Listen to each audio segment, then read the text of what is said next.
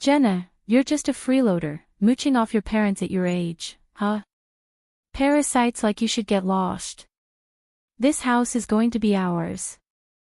My 8-year-old niece, Sophia, spat out these hurtful words, grinning. My sister, Maria, and her husband, Robin, were snickering next to Sophia. I could guess the kind of parenting they were doing, given the outrageous statement from an 8-year-old. I no longer felt any need to forgive them, my niece, my sister, or her husband. I felt the pent-up anger inside me flare up. My name is Jenna. I live with my parents in our family home. I used to live on my own, but I moved back home because I was worried about my aging parents. I love my work, and I'm not at all interested in relationships. I never intended to get married, and one of the reasons I decided to live at home was to cherish the time I had with my parents. My dad was a chef, and he's really good at cooking. Even after retiring, he cooks for us at home, and I always look forward to meals. Having lived alone, I miss my dad's cooking, which is one of the reasons I returned home, but that's a secret.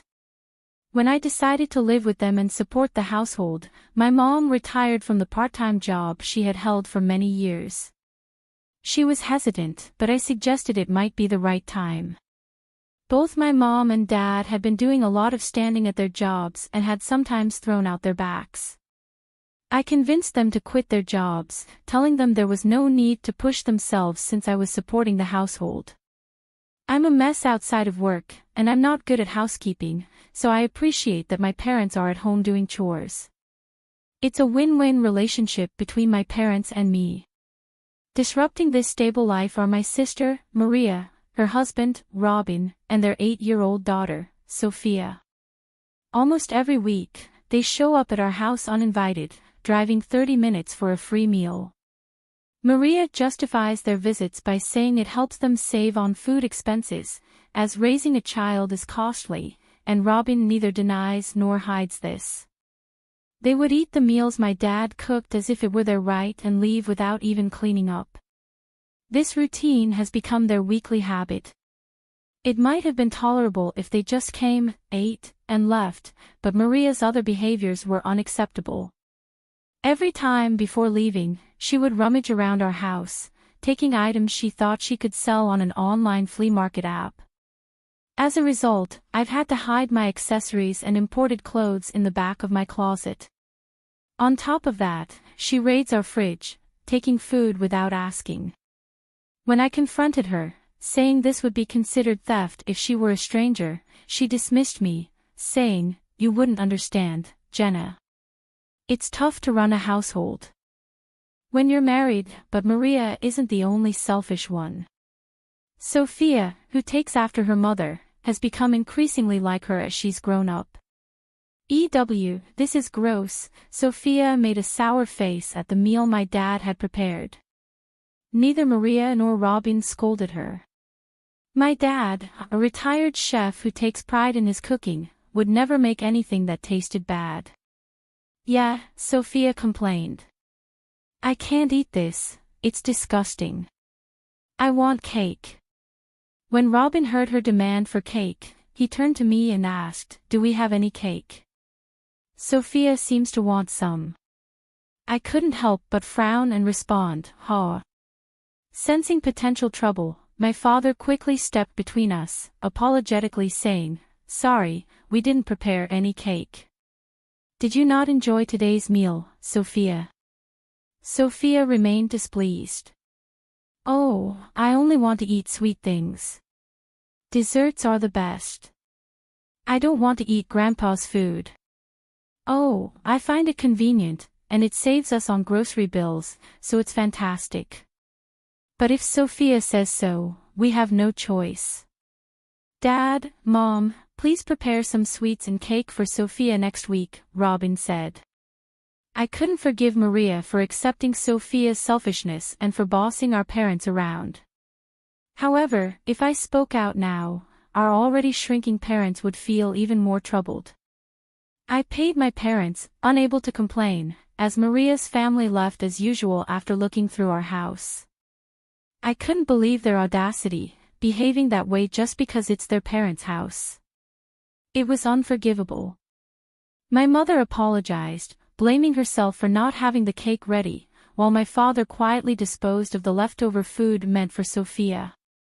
It pained me to see my parents act this way. The next week, I debated whether to ask Maria and her family to stop visiting, only to have them show up at our door once again without warning. They walked in as if it were their right, asking, "Is dinner ready?" Sophia complained about the cake my mother had bought, insisting she wanted one with more strawberries. Robin took charge of the TV remote without asking. Watching my sister and her family act so entitled left me stunned.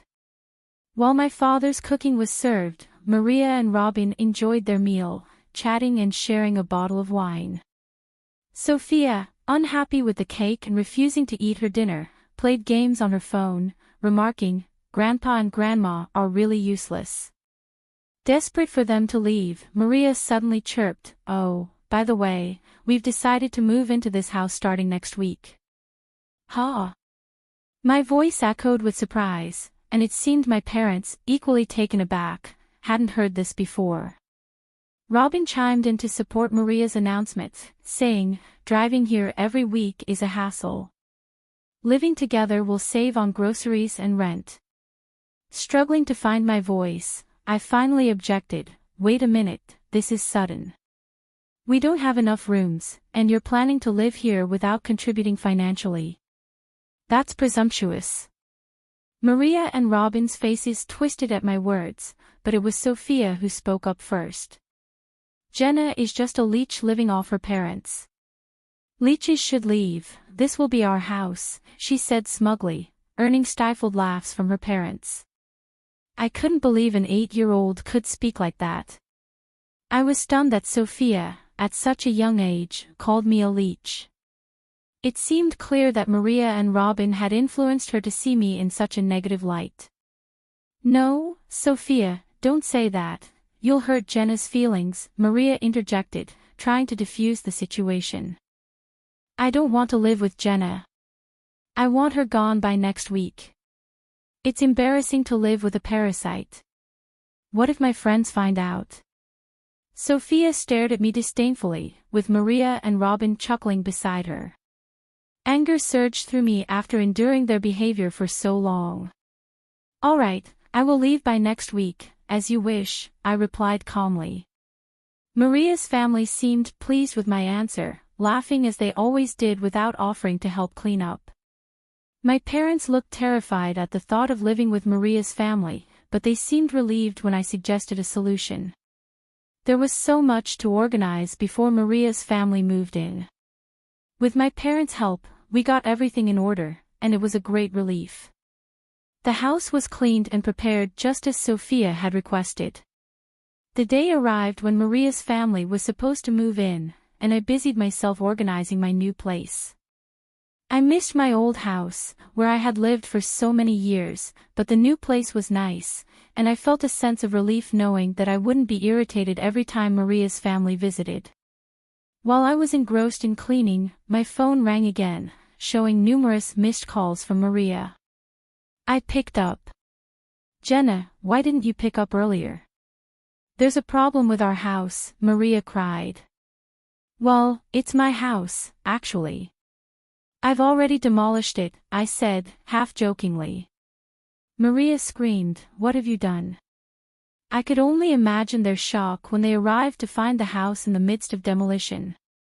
You see, when I had moved back to support my parents, the house was transferred to my name. It was my decision to demolish it. I felt it was better to knock it down than let Maria's family take it over. The house was old anyway, and my parents agreed with my choice. I wanted my parents to enjoy their retirement, so I took care of all their expenses. Sophia's comments about me being a parasite were, therefore, completely misguided. I explained all of this to Maria. "You and Sophia have said a lot of hurtful things about me. It's not right to teach your daughter to behave like that. It would be unfortunate if Sophia ended up following your example," I told Maria, my voice laced with sarcasm. She appeared more shocked than remorseful. After selfishly criticizing me, she came to me almost in tears, asking, "What should we do? We've already ended our lease and moved out of our previous house. We'll be homeless." Sophia is only 8 years old. "Maybe it will teach Sophia a lesson about facing challenges," I replied casually, continuing to clean. Maria started crying. "How can you be so heartless?" I thought that should be my question. Who was it that insulted me repeatedly through their words and through their daughter? I asked her, "I'm sorry. I'll make Sophia apologize too. Please, just for tonight, let us stay in your new place," she begged. "No, I can't do that.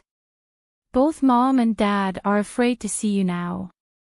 Your negativity always upsets them. They love our new home, and I won't let you ruin our happiness." "I'm hanging up now. I'm busy," I said firmly, ending the call. Wait, please." Maria was still yelling, but I mercilessly hung up the phone. Afterwards, she kept calling numerous times, but I ignored her. It seemed like she also tried to reach out to our parents, but they too ignored her calls. Eventually, the relentless calls stopped.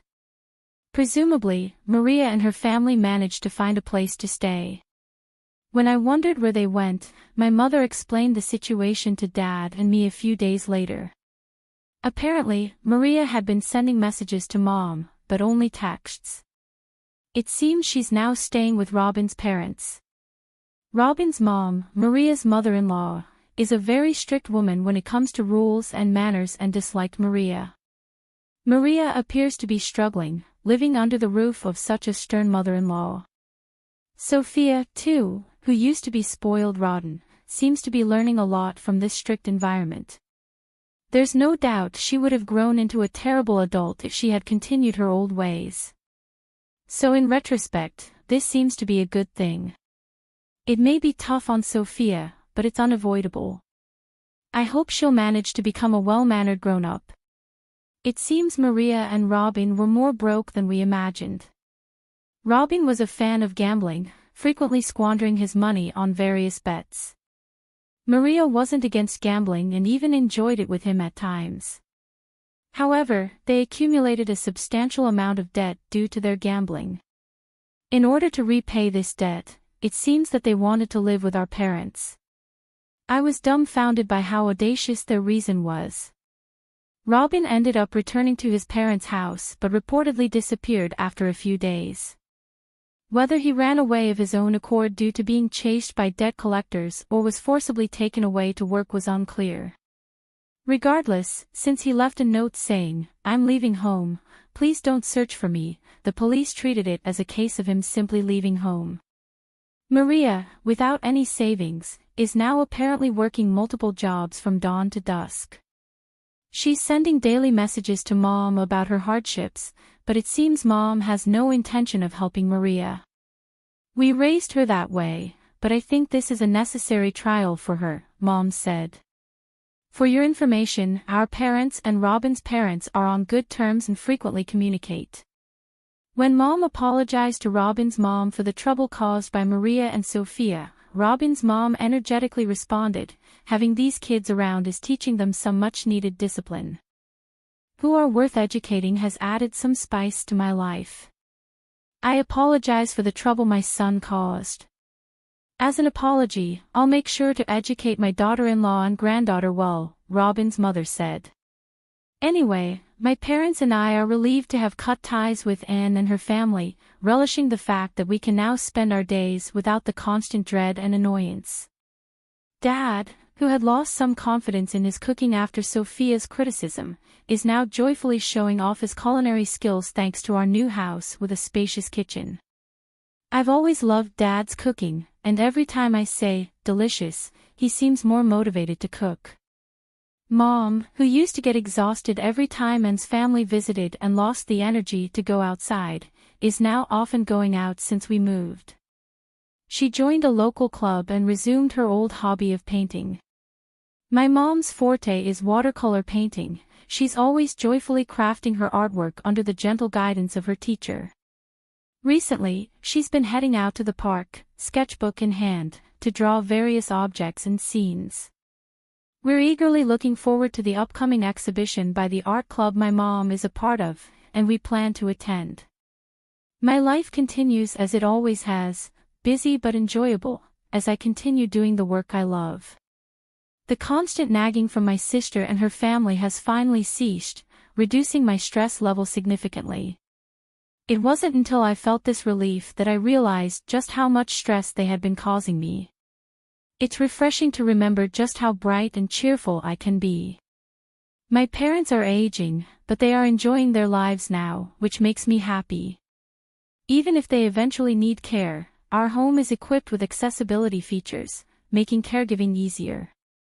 Jenna, thanks to you, we are so happy. We truly appreciate it, my mother often says. My father echoes her sentiments with a warm smile. Indeed, my devotion to my parents was born from a desire not to have regrets when the inevitable separation comes. However, seeing them so pleased is the greatest reward. I want to continue living this slow-paced, warm life and will do what I can to ensure our daily lives remain this way.